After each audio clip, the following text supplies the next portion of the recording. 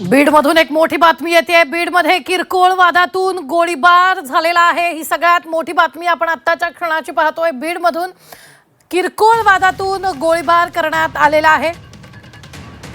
ही सगळ्यात मोठी बातमी बीडमधून आपण पाहत आहोत। गेल्या अनेक महिन्यांपासून बीडमध्ये आपण जर पाहिलं तर क्षुल्लक कारणांवरून हाणामारी वाद होत असतानाच आता बीडमधूनच एक मोठी बातमी आपल्याकडे येते आहे। बीडमध्ये किरकोळ वादातून गोळीबार झालेला आहे। ही मोठी बातमी आपण आत्ताच्या क्षणाची पाहतोय। बीडमध्ये किरकोळ वादातून गोळीबार झालेला आहे। बीडमध्ये गेल्या अनेक महिन्यांपासून अशा घटना घडत असतात, मात्र या सगळ्या घटनांना कधी आळा बसणार हा सवाल आता सर्वसामान्य नागरिक विचारतायत। मात्र बीडमध्ये किरकोळ वादातून गोळीबार झाल्याची ही सगळ्यात मोठी बातमी आपण पाहतो आहोत। तर गोळीबाराच्या घटनेत कुणी जखमी नसल्याची सुद्धा माहिती मिळते। काही क्षुल्लक कारणावरून हा वाद झालेला होता आणि त्या वादातच हा गोळीबार झालाय आणि याच घटनेत कुणी जखमी नाही अशी सुद्धा माहिती मिळते आहे। ही सगळ्यात मोठी बातमी बीडमधून आपण पाहतोय।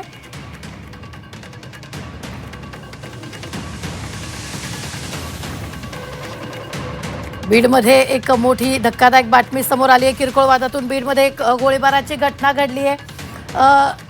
या संदर्भात ताजे अपडेट देत आहेत आपले प्रतिनिधी महेंद्र मुधोळकर। महेंद्र, काय घडलंय? बघितलं गेलं बीड जिल्हा आणि गुन्हेगारी हे जर समीकरण जर बघितलं गेलं तर पुन्हा एकदा जे आहे गुन्हेगारीचा कळस जो आहे ते पुढे येताना आपल्याला पाहायला मिळतोय।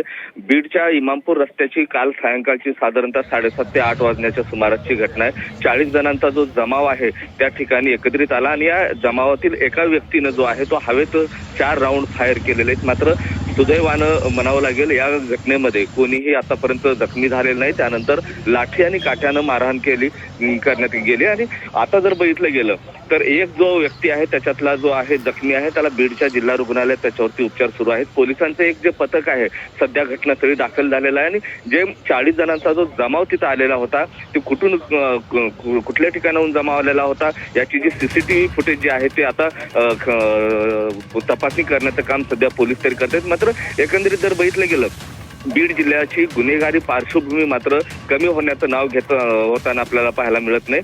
कुठंतरी कायदा सुव्यवस्थेचा प्रश्न पुन्हा एकदा आता चव्हाट्यावर आलेला आहे। निश्चित धन्यवाद महेंद्र ताजे अपडेट देण्यासाठी। आपण पाहतो यावेळी क्षुल्लक कारणावरून हा वाद झाला होता, मात्र बीडमध्ये कायद्याचा धाक उरलाय की नाही हा सवाल आता उपस्थित होतोय।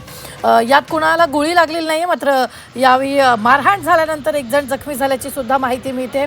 ही सगळ्यात मोठी बातमी आपण आत्ताच्या क्षणाची पाहतोय। 4 राऊंड फायर करण्यात आलेले होते। किरकोळ लहान मुलांच्या वादात सुद्धा धोकादायक शस्त्र आणि गोळीबार होत असल्याचंही पाहायला मिळत आहे। ही सगळ्यात मोठी बातमी आपण पाहतोय। बीडमध्ये कोणाला कायद्याचा धाक उरलेला आहे की नाही हाही सवाल उपस्थित होतोय।